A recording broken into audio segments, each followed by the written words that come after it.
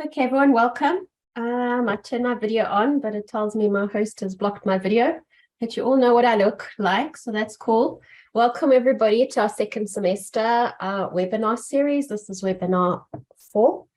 Thank you, and thank you, everyone, for being so patient with us. I really do apologize for the confusion around the links.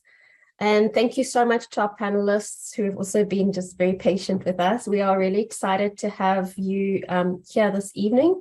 And I think that Nareshni has put together an amazing discussion for today. And I hope that the students really engage.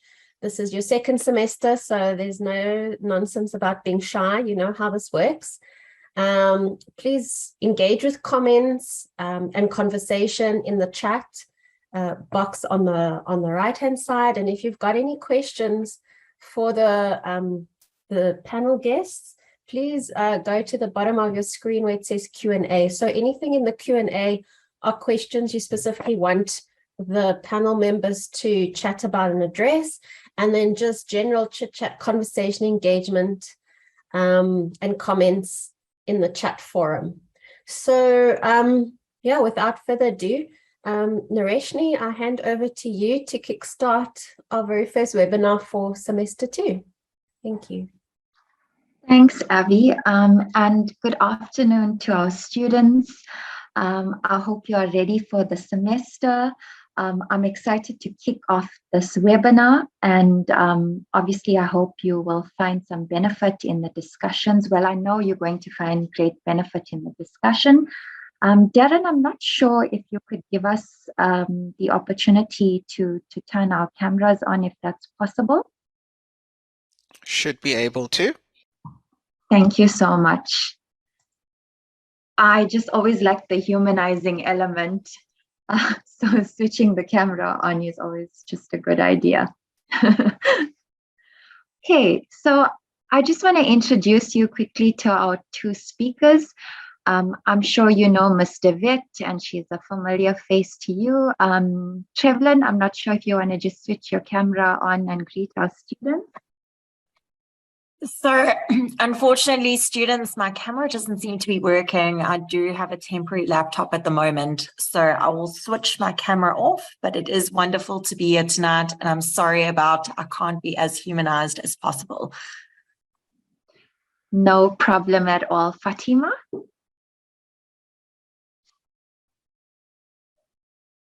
Fatima, if you can unmute your mic. Sorry about that. Hi, everyone. I'm glad to be here. Thank you, Nareshni, for including me. I'm new to Stadio, so I'm a new face on this panel, but it's great to be here. Thank you. Thank you so much. So without further ado, today's webinar is titled, a critical conversation, and we're looking at deconstructing psychology and the curriculum. And I think having, or some of you obviously are doing the psychological barriers module and the LTCE module. So it was quite nice to link both these modules, and have some conversation and debate around them. So what was quite interesting is Lauren sent me a YouTube video earlier in the week. It was by Erika Berman, and one of the most interesting things she spoke about was there's been lots of critique around, developmental psychology. So there's the shift towards more childhood studies. So I just wanted to get your thoughts on this, Trevlin, and then obviously Fatima. A lot of the psychology deals with the developmental aspect, so there's a lot of critique around that, and there's a move or a shift to more childhood studies. What are your thoughts surrounding that? Thanks, Nareshni. I think as all educators, I think we are aware that the formative years are so fundamental in a child's holistic development. And of course, when we're speaking about the holistic development, we're looking at their social development, emotional development, psychological development. And then that all interplays in their behavior. So I'm very much of that opinion that the childhood years really set that foundation. But it is always really important for us to consider the context. And I think a lot of the preparation questions that I've been reflecting on is really this idea, because psychology is very Eurocentric and very Western. And it's not necessarily to say that I think we should dismiss these theories, but we must always be critiquing them and unpacking and seeing what ideas can be adapted to our context and what ideas and arguments maybe do not fit in the context. And I think if we get comfortable in that space of being uncomfortable, then as educators, we are definitely in the right headspace. So yes, it's pretty much a long-winded comment, but I do think that the formative years are still really important, no matter what cultural context we are. Those first 5 years are just fundamental and crucial for development. Thank you so much for that. And I'm sure that's given our students something to think about. Fatima, would you like to share a little bit on that? Thanks, Nareshni. So I just want to agree with Trevlin. You know, you cannot view a person's psychology in isolation. It has to be taken into the context of that person, has to be taken into account. So the one sort of downside of developmental psychology and the history of developmental psychology is that these theories were developed to help us gauge and predict development in a child. So for example, you know, Erikson's theory would tell you during this stage, this is the struggles a child should have. This is what needs to be accomplished. Or Freud, for example, you know, the oral stage and the anal stage and the phallic stage. And a lot of emphasis was placed on accomplishments in these stages and being able to meet the needs of these stages. And then we could view a child as holistically developed. The problem with that is not everyone develops the same way, and contextually, everyone's circumstance is different. So as much as we can appreciate these theories and they give us an idea of what to expect at certain ages, we cannot take it as set in stone. And that's where critical thinking must come in, where we begin to question things and say, okay, well, this theory is here, but perhaps in this situation, for this child, things could be different. So just my thoughts on that. Thank you so much for that. And another interesting thing that I actually looked at is, you know, Erika Berman, this webinar that she was giving, she spoke about the child as a method of understanding cultural dynamics. And I often find that from my own experience, you know, the curriculum can sometimes be a barrier. So what are your thoughts on like cultural sensitivity and embracing diversity? And how do you think this can be implemented into the curriculum to sort of add value, you know, and have that sort of understanding when it comes to cultural dynamics? Fatima, I don't know if you want to start the discussion or if I should start the discussion. Yeah, okay, sure, I can give it a shot first. So I think there's a shift from everyone sort of learning the same thing and just being passive receptors of knowledge to now communicating their diversity in a non-discriminatory way. So what I mean is, whereas before everyone was expected to fit in, now we're encouraging standing out, if that makes sense. And that can be incorporated in the hidden curriculum. So not exactly what we're learning in books, which is also very important. So representation in books, representation in literature, representation on social media, in movies, all of that is important. But also the sort of norm in a classroom and the attitude and the culture in the classroom, whereas you're different and that's appreciated. Trev, you can take it from there. Thanks. I think you've raised some really excellent points there. And I think it all comes down to being, firstly, I think self-aware. I think self-awareness is everything. and being aware that we are all socially constructed by our circumstances. And I think a lot of the times being in South Africa, we are far more aware of cultural sensitivities. And however, even though we are aware, there's still a lot of development that needs to take place. And it's always such an interesting discussion to have, because I think a lot of the times being a socially constructed white female, I need to a lot of the times listen to others and to be open to reading more widely around multicultural ideas and ideologies. And I think that for me is the most important thing, to first listen and to be aware of our social conditioning. I think we all live, unfortunately, in a systemically racist society.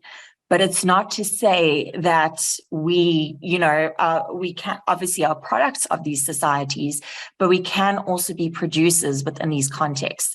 So I very much believe in a systemic idea. And I do think as South Africans, we have come a long way, but there's still a longer way to go. And I think a lot of the times in these this culture that we live in, it's important to have these conversations, because conversations, become a part of the change in the system. So I think it's really important to respect the ideas of parents from different communities and to have space and opportunities for people to perhaps share in parts of the curriculum. And coming back to that idea that I said also, like to just sometimes listen to others and to break down those barriers in very conscious and purposeful ways. And I think also as teachers, there's a lot of things that you can do in your own personal capacity to be, social critics and to really read a lot around this. And that's something that I do challenge myself to do by reading a wide variety of multicultural texts that help me in really understanding my place within the system that we live in. So once again, a bit of a long-winded response, but I do think that the curriculum, there's a lot more development that needs to take place. And it was interesting, Nareshni and I were having this conversation the other day, but I went to assess students in a classroom, and every single student in the class was, they were studying in the additional language. And what was interesting is one of the children drew a picture that I can only imagine was her and I, but it was very blatant that these were two, the long hair and just the features. It was definitely a white adult and a white child. And this was the Black child who brought me this picture. So it was really interesting to see how damaging the curriculum can be if you don't see yourself and view yourself in it. So yes, I think there's a lot more work that we need to do as South Africans. Thank you so much. And not long-winded at all. I think everything that you've said adds value and is pertinent. But what I wanted to touch on a bit is, with the trends evolving and the types of learners that we get changing due to the influence of things like technology, the social systems around us, or the interactions that take place around us. I've found that there's a whole host of psychological barriers that learners are facing today. So how do you think the ideological biases and traditional assumptions have influenced counseling in the African context? And I know you both have been involved in counseling. So I just wanted you to share your thoughts around that.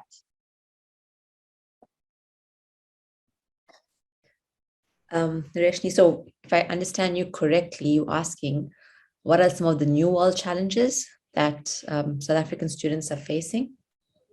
Yes, and also, if you look at counseling today, obviously the way counseling happens is influenced a lot by the assumptions based on the ideologies of the past. Obviously, some of that would not apply to today's context. So how do you think counseling has become affected, and what should teachers be aware of in terms of the barriers and in terms of managing that within the classrooms? Yeah, so what comes to mind there is traditionally psychology always had this lens where we view what's wrong and we want to fix what's wrong. So, there's depression, let's fix it, come for therapy, take a pill, etc. There's a shift from that now where we're sort of looking at what's right in the environment. So it goes back to your very well-known systems theory and positive psychology where, okay, what is right and what's working here and how can we use that to prevent mental illness and to incorporate mental well-being. So that should be like the emphasis for educators as well.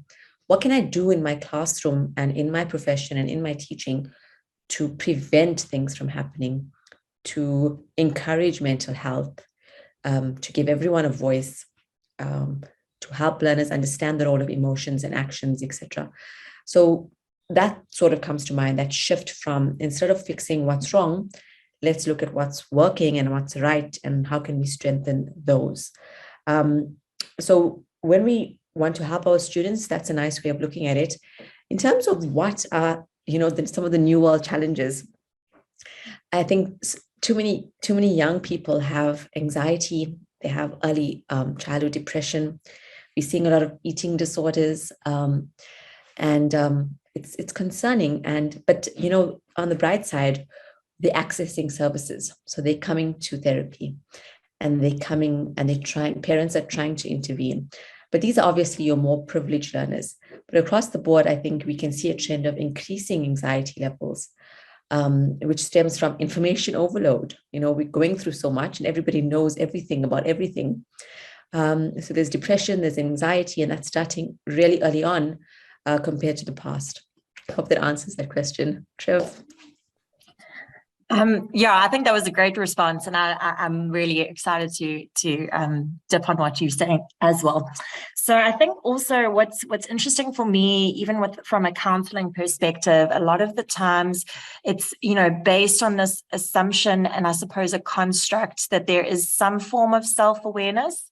There is a sense of self, and in the African context, a lot of the times we talk about the collectivist culture. There's the idea of, Ubuntu, that I am actually an extension of my community.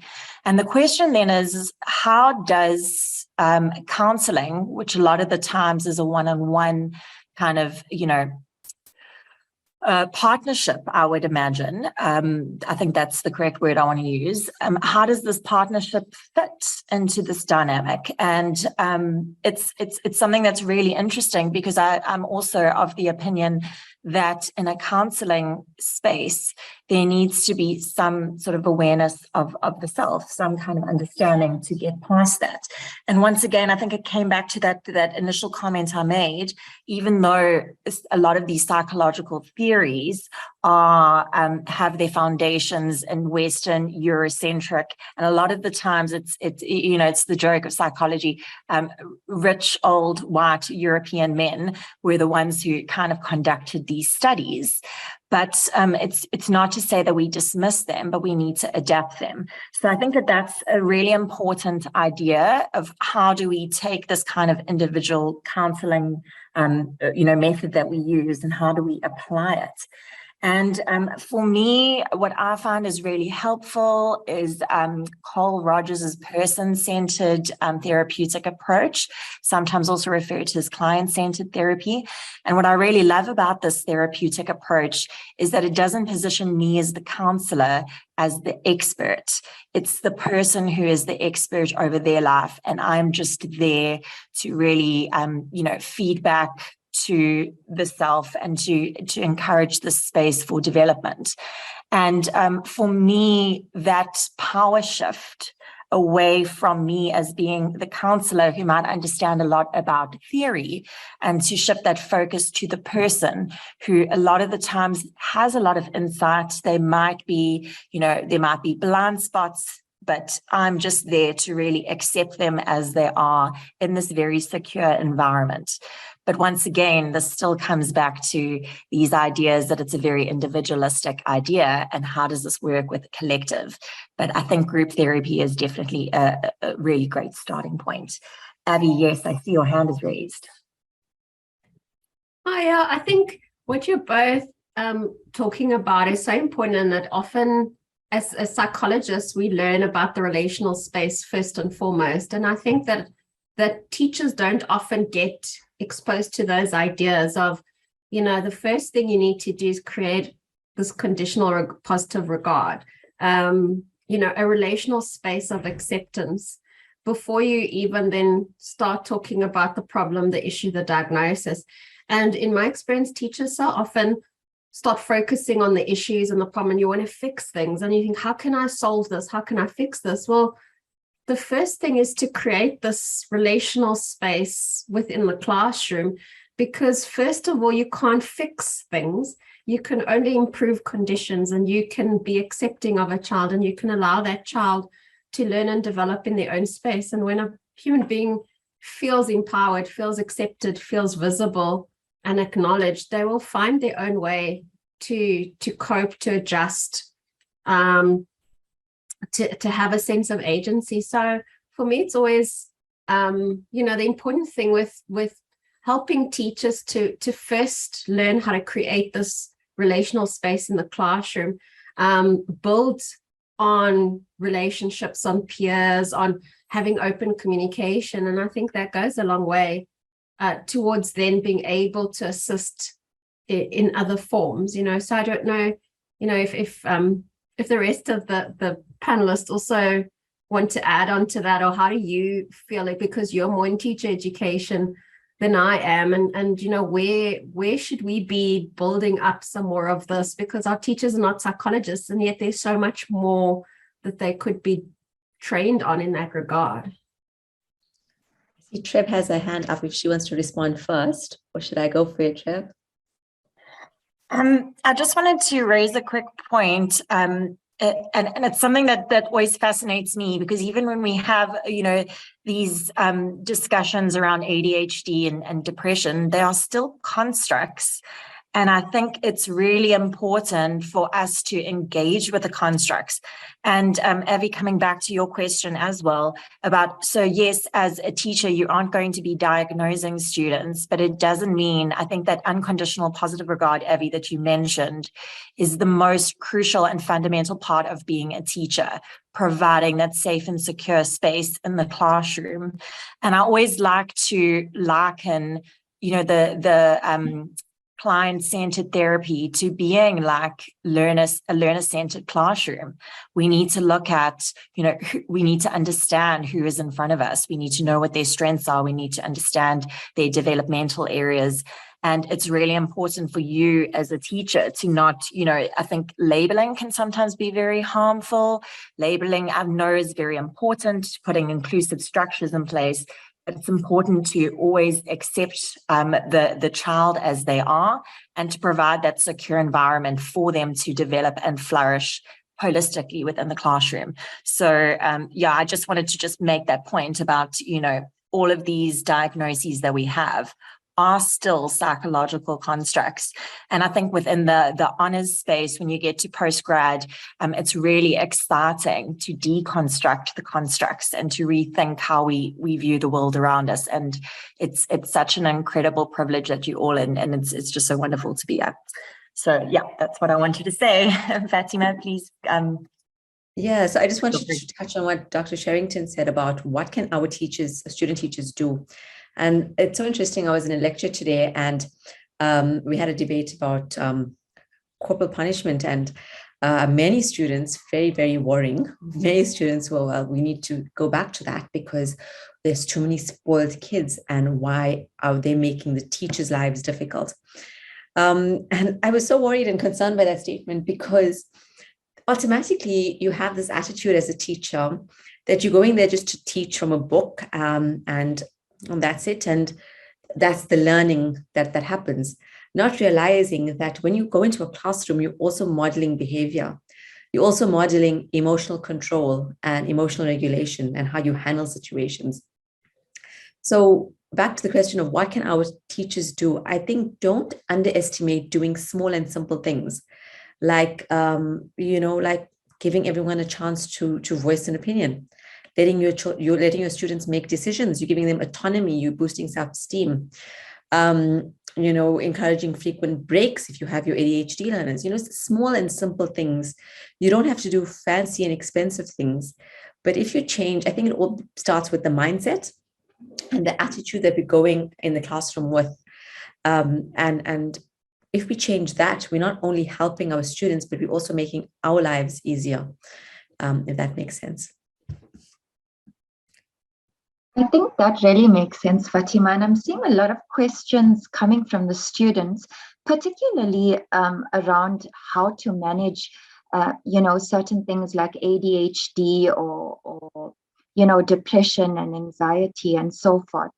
But the one thing I want to emphasize is, coming from an inclusion perspective, at the end of the day, we're not going to be able to fix everything because a lot of issues that happen within the school environment are systemic issues, but from personal experience, what I can say is that as Fatima said, you've got to start small.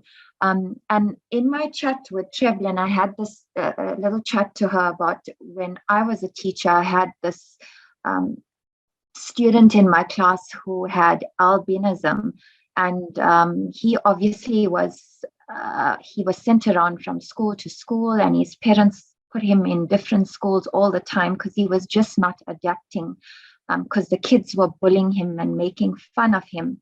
And I found that, when he obviously enrolled into the school that I was teaching at, I created this awareness where I actually, spoke to the learners and I said to them, this is the particular condition that he has. This is what happens. He might struggle with his eyesight, and sort of educated them about it. And they sort of understood, and when he walked into the class, they sort of welcomed him in a way that didn't really make him feel stigmatized, but they treated him like everyone else. He had peers to support him. They would help him with his magnifying glass because obviously he used this device to see, and he sort of flourished in that environment and he felt comfortable. But it's just a matter of making those small changes that allowed him to sort of reach his full potential and sort of flourish. And the type of environment that you sort of create can be so conducive to learners reaching that full potential and learning to the best of their ability. Lauren, I see you have your hand up. Yeah, I just wanted to make a comment. I agree with the panelists and what they've said about building positive regard and all those things. But I think also we need to go a little bit more critical in terms of looking at, and I posted a question, just looking at the cultural nature of human development, because we tend to, and it's all our because it's the Western lens, all our curricula in universities, in schools, the way the curriculum is designed is often designed via the psychological one, and then of course the biological. We need to move away from that, not saying disregard it, we have to have that as well, and also look at the cultural. So we go back to thinking about how does cognitive development, because we're talking about development, how does that develop amongst different people of different cultures? Because in certain communities, a 3-year-old will be out already as a caregiver for younger children. In rural areas, a 3- and 4-year-old is out looking after cattle. Whereas if you're in the UK, you can't be a caregiver or look after a younger sibling if you're not 14 years old.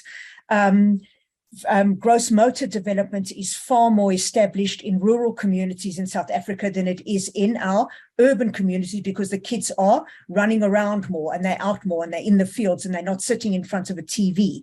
So I think we also need to just think about, when we're looking at development and we're looking at psychology, the critiques, like the Bermans of the world who are feminists and talking about like critiquing it, they're saying everything is seen through that Western male lens. Let's also look at maybe the cultural, because sometimes if we don't understand the cultural aspects of something, we're not going to understand how that child is developing. That child might walk into your class and not make eye contact with you, and you immediately assume that child is rude. That child's been taught they do not look at an adult. As we do in Western culture, where you make eye contact, that child might look down.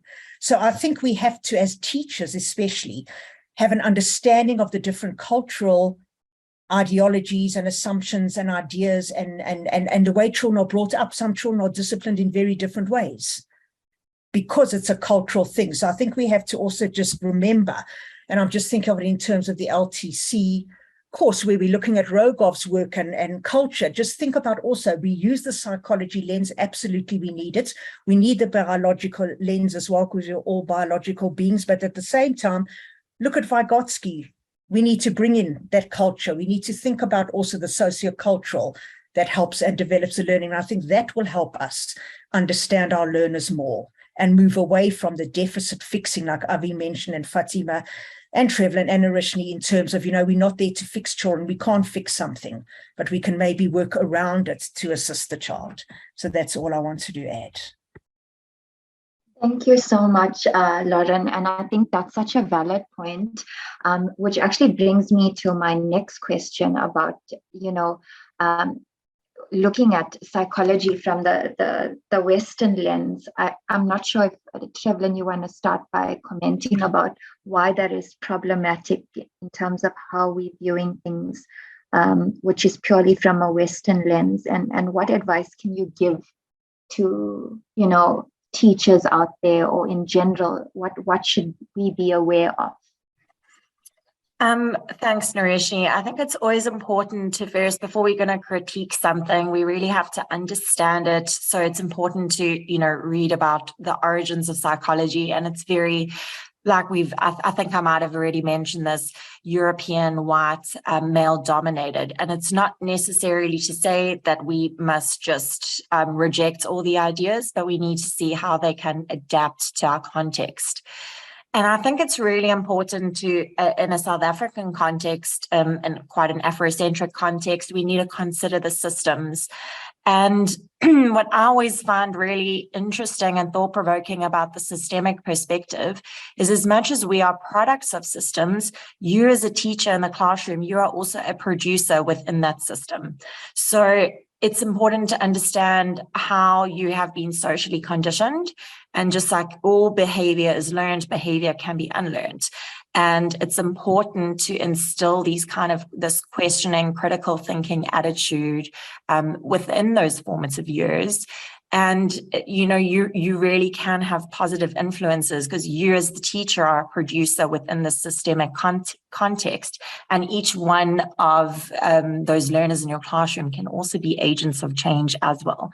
So I think that that's really important when we are, challenging the status quo. And something that I was also thinking about, Narishni, and Lauren, you were mentioning it as well, is this idea of the cultural context. Because I think a lot of the times we forget how important language is in identity formation. And it's really interesting to me when I go assess students in classrooms, the dominant language is English. And this can be very problematic within a classroom space. And yeah, I don't quite know a way around it, because we do have 11 official languages and we need to have one central language to create mutual understanding. But it is still a problem when the majority of learners are not learning in their mother tongue. It's their whole sense of belonging within that culture is quite problematic. So there are issues with everything being Eurocentric, and I think that, that's an unfortunate reality. But the thing is, it doesn't have to be a future reality. And I just want to kind of drive that point home, that in the systemic perspective, each one of us are producers and we are products in our environmental context. And you as a future educator in the classroom, and, as the kind of thought leaders having an honors degree as well, you will be a part of that change. So it's important to view yourselves as being these producers in this context. I think while we're on that note, Trevlin, and I think that's so important, we also agents of change. And, there's a lot of talk about the curriculum. And obviously right now, CAPS is the curriculum that is being implemented in schools. And I know it's quite prescriptive, and there's a lot of challenges that teachers face with regards to implementing CAPS because it's so prescriptive, there's not enough time, and there's a whole lot of contextual factors that affect the implementation of this. But one of the most important things we need to remember is, although the curriculum goes through transformation all the time, and as I said, as teachers, we are also agents of change. I want you to critically think about how do you take that content and transform it into a way that is authentic and relatable and culturally sensitive. And these are little things you can think about, perhaps in your own research, taking that and transforming it into something that is relatable and understandable. And I think that's so important. As much as all this content is being prescribed, how can we be agents of change in taking that and transforming it into something authentic and realistic for the students in our class or in our particular context? So those are things that we can think about. And also, I see there's an interesting question that came from Sarah that I'd like to just, dip into. And she asks about how do we deal with guardians who are reluctant to accept assistance for their learners. I have a learner who identifies as a male. However, the guardian refuses to acknowledge this and has placed the child in a mental facility to fix the problem. I was told not to get involved, but it bothers me. And this is so interesting because I think Trevlin spoke a lot about being self-aware.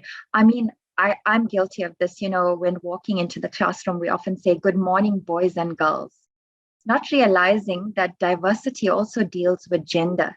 And gender has become such a complex thing. And we have so many different categories. So how can we just walk into a classroom and say, good morning, boys and girls? So automatically, there's so much of controversy around that and that topic as well. Because, I've got into controversial discussions on this where, teachers have said to me, these are the only gender types we know. And this is what the Bible says. And then there's that personal view that comes into how they think and how they deal with matters in the classroom, for example. So I think we need to be aware of all these aspects. And when we talk about diversity, we are not just talking about religion and culture. Gender is also part of diversity. So I'm not sure if anybody wants to comment on that or add anything further.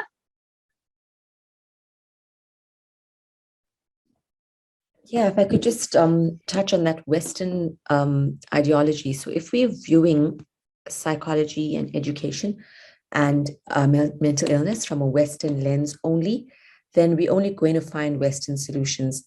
There's an interesting point. I'm actually trying to catch up on the discussion. There's quite a few comments. And then Tara says, from my experience, cultural ideologies are not always ideal or good. How does one balance the respect of culture with the best interests of a child? And that's tricky, but it's the reality where cultural practices might, in your opinion, it might contradict what's in the best interest of a child. So, we are told that parents and family are your partners in education, and they're partners in knowing what's in the best interest of the child. So you do what you can, from your position, and that's the best you can do. And you can, advise from your position as an educator, advise the family in terms of what's in the best interest of the child. And that's sort of where it ends, unfortunately.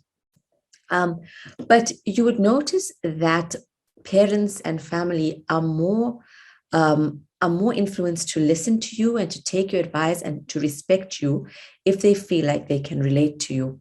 So you don't have to be the same culture as the person or the same religion as the person, but you need to have a neutral stance where when you talk to them or when you speak to them, you are able to understand where they're coming from. And that's communicated not only through words, but through your actions and through your body language and through your messages to parents. So when you feel like they're not listening to me and I can't get through to them, well, why aren't they able to relate to you? how are you portraying that you do not understand what they're saying or what they believe? So that's just, yeah, a comment from me. Thank you so much for that input, Fatima. What I wanted to chat about a bit was, with the whole COVID, pre-COVID, post-COVID, it's impacted a lot on social interaction, and there's a big focus on mental health and well-being post-COVID. So, we're seeing like children face a lot of barriers as a result of the impact of COVID as well. So I wanted to just get your thoughts or visions or ideas in terms of how do you think, well-being can be implemented into the curriculum? Because I think, it's so important that the mindset has got to be right in terms of engagement. And I think well-being is a big part of that. So I'm not sure, what are your thoughts in terms of how this could be implemented into the curriculum? Nareshni, I think that this is such a great question, and it's such a great thing that I'd also like students to think about their own solutions, because each one of you come with experience, and it's important to reflect on that experience and never underestimate your experiential awareness. So having said that, what I do think is really interesting about in this post-COVID, and it's always difficult to say, are we truly post-COVID? Because I think a lot of the developmental lags we will only really know in years to come, unfortunately. But I do think it's one of those, as teachers, I think it's really important when we speak about the hidden curriculum and incidental learning. So it's having, being very mindful of the types of kind of, even if it's something in like visual aids that you have in your classroom, the types of teaching tools that you are integrating. And I am very much somebody who believes in bibliotherapy and play therapy. And I think a lot of the times when you see the types of picture books that are available for children within the foundation phase, in particular, a lot of the times there is these incidental issues that are being integrated, and that's where that incidental learning and the hidden curriculum comes in. Because as teachers, yes, you have your CAPS document, but the beauty and magic happens is when you integrate these wonderful kind of inclusive materials. And for me, I always think picture books are a wonderful way to have these very difficult conversations with children in a way that's child friendly and a way in which they can project parts of themselves onto various characters. So I'm somebody who also lectures English literature, so I've done a lot of readings around this. So, but for me, it's important to think about what elements and tools are you incorporating, and are you able to have these conversations? Because if we're talking about mental health in this post-COVID space, we might be talking about a lot of anxiety, and children might have internalized that anxiety. And a lot of it is perhaps from adults in their life that are doing the right thing to, protect them, but then they're carrying this anxiety with them. And it's important to have these conversations in a child appropriate manner. And this is where I think literature and books, and particularly picture books, where, like I say, the child can project parts of themselves in these pictures that are there, I think are really important tools to encourage conversations, because we also are exploring characters.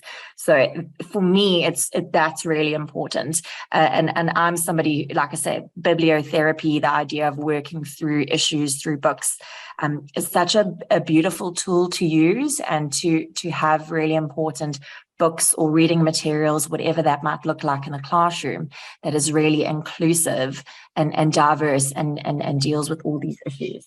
So I think it is something that we can't hide away from, but we can have really, important and child-friendly conversations. I think as long as we're not shying away from those conversations, but we are considering how to have them in an appropriate manner, I think we are taking progressive steps in the right direction.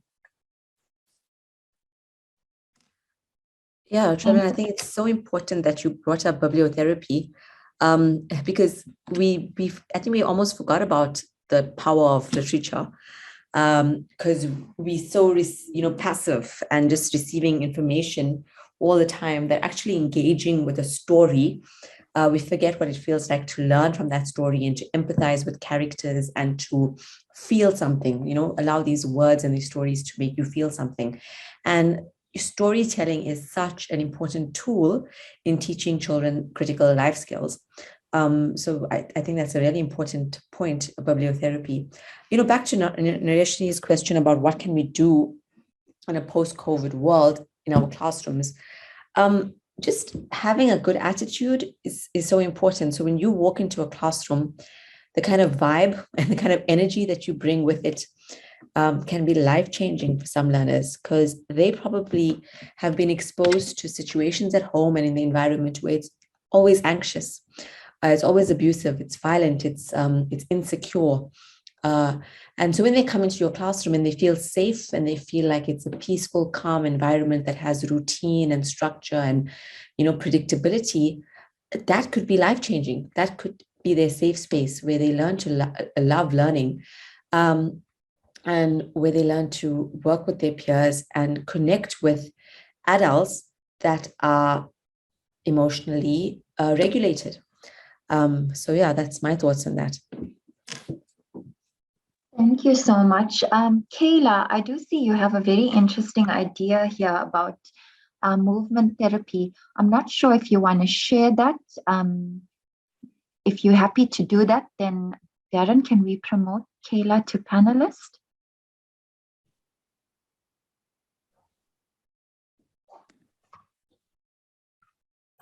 I see. Is that just Kayla as is? Yes. See one Kayla in the. I've granted Kayla talking permissions. Let me promote it to panelist. Kayla, you just want to share with us about the movement therapy you spoke about and how you use that, and perhaps share the results or your experience with that. That would be great. Good evening, everyone.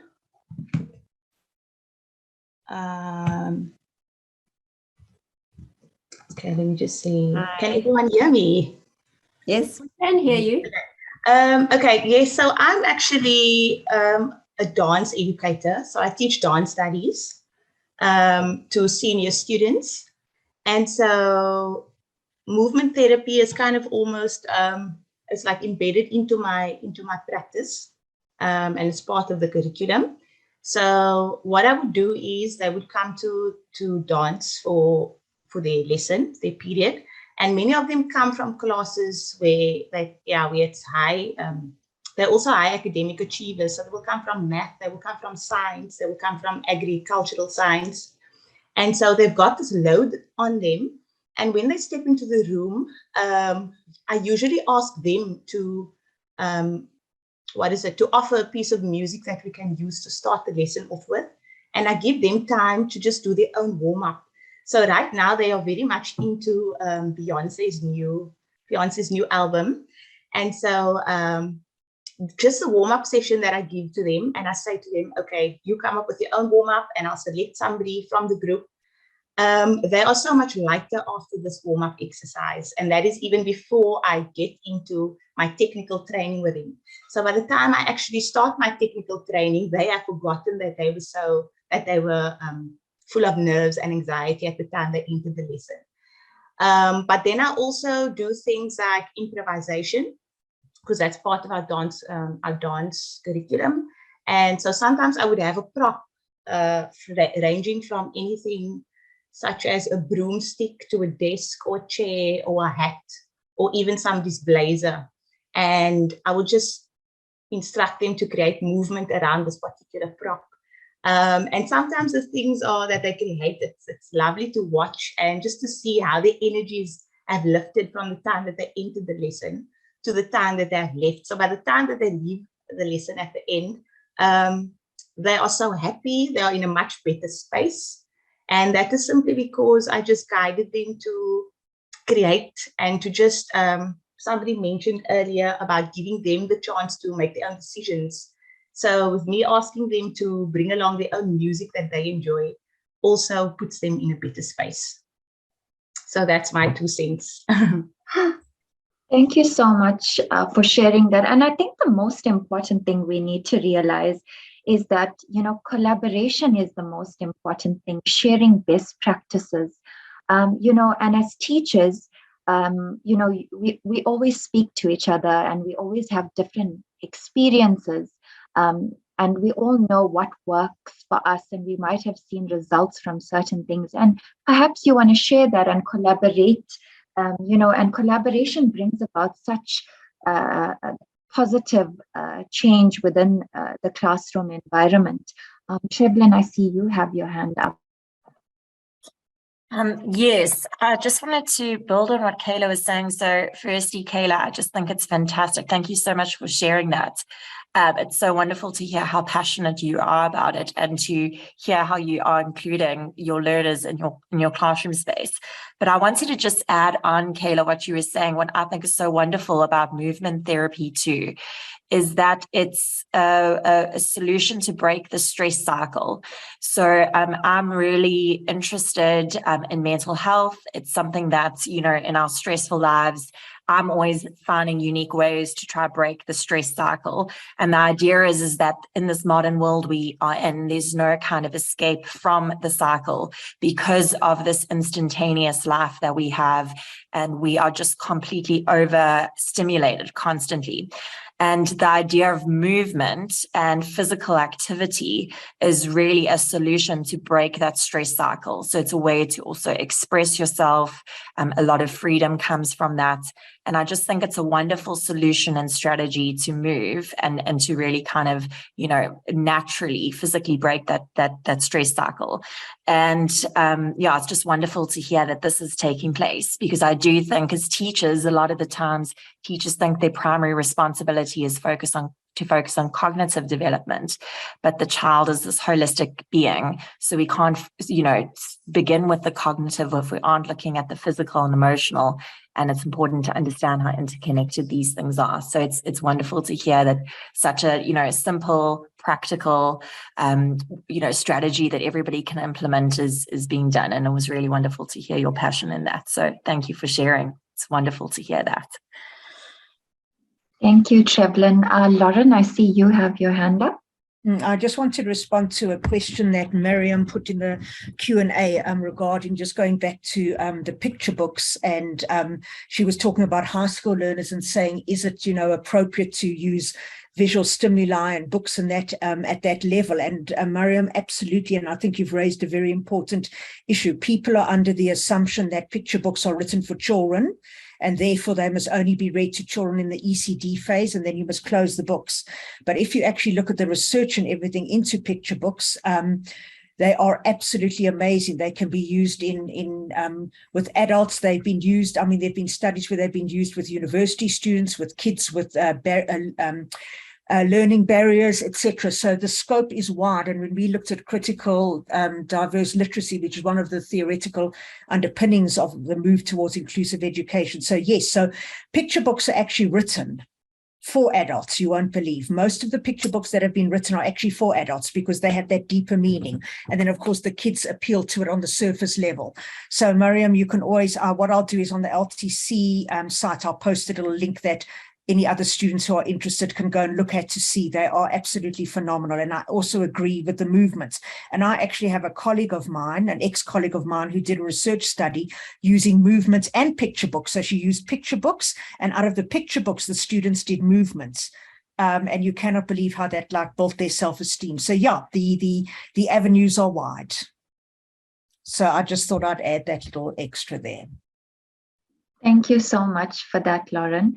I do see we have 5 minutes left, so I'm just going to ask the panelists if they have any thoughts they would like to share or end off with in terms of our discussion. Even this is also open to our students, anything that they would like to share with us before we end the session. Tribhuvan, we can start with you and then Fatima. So, yeah, I think for me, the kind of takeaway message, firstly, it's so important to have these open, honest conversations with one another. And I do hope that these conversations continue onward. And it was just a real privilege to be able to have these discussions with you colleagues and to be reading through your responses in the chat, students. I see that there's a lot of questions, and I think you must never shy away from asking these questions and critically engage with them. And I just, wish you well in your questioning journey throughout this semester.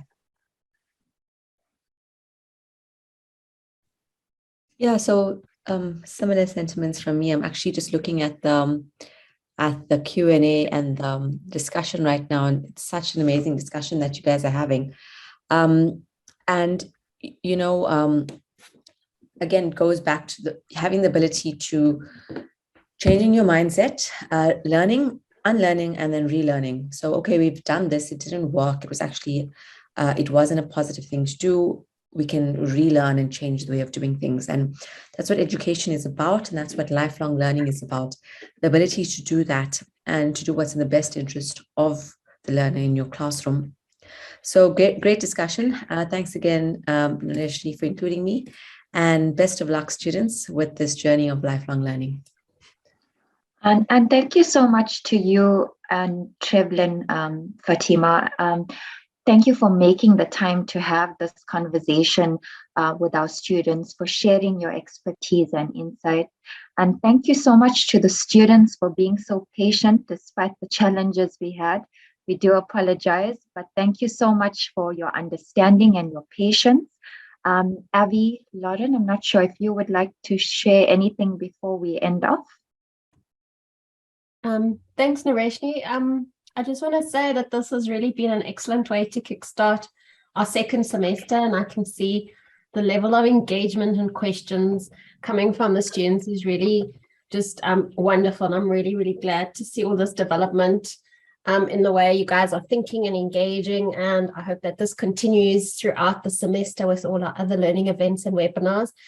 And just as the panelists and Nareshni has been highlighting, remember that knowledge, as I always say, knowledge exists in multiple forms, and you're all specialists in your own way. You all have experiences of things. And again, I want to encourage you this semester to really communicate with one another, share ideas, have discussions, ask questions, because the wealth of experience sitting in the cohort of students this year is amazing. So don't just wait for us to bring specialists and panelists.